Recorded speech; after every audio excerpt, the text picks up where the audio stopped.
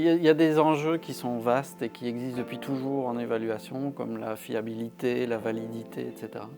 Mais je crois qu'aujourd'hui, dans une période post-Covid, tout le monde a dû faire de l'enseignement à distance, de l'évaluation à distance.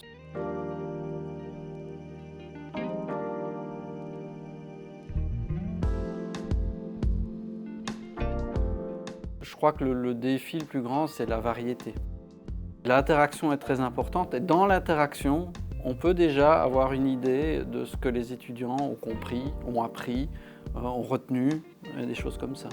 Donc pour moi, c'est ça l'enjeu principal maintenant, c'est cette variété et cet intérêt et cette conscience que l'évaluation fait partie de l'apprentissage.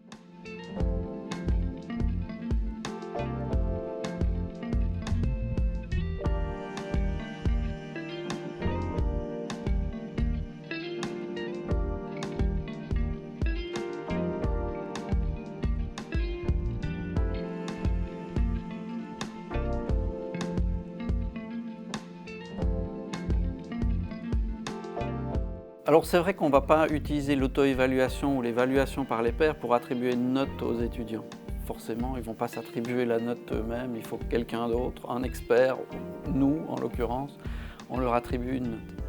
Par contre, on ne peut pas dire que ce n'est pas fiable. Si on leur donne des outils adéquats, donc c'est-à-dire des grilles d'évaluation, des listes de critères, qu'on prend le temps de leur expliquer comment utiliser ces outils, ils peuvent tout à fait s'auto-évaluer, ils peuvent tout à fait se donner du feedback les uns les autres et apprendre du feedback.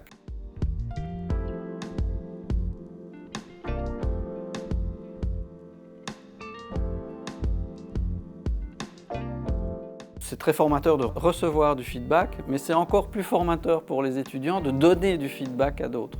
Parce qu'ils sont obligés d'avoir bien compris et d'être capables de l'expliquer à quelqu'un d'autre.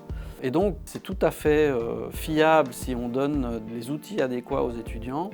En même temps, ça donne de l'autonomie aux étudiants. Ils peuvent utiliser les outils tout seuls ou à plusieurs pour s'évaluer les uns les autres et apprendre finalement les uns des autres. Et je trouve que c'est ça qu'il faut retenir de ce genre.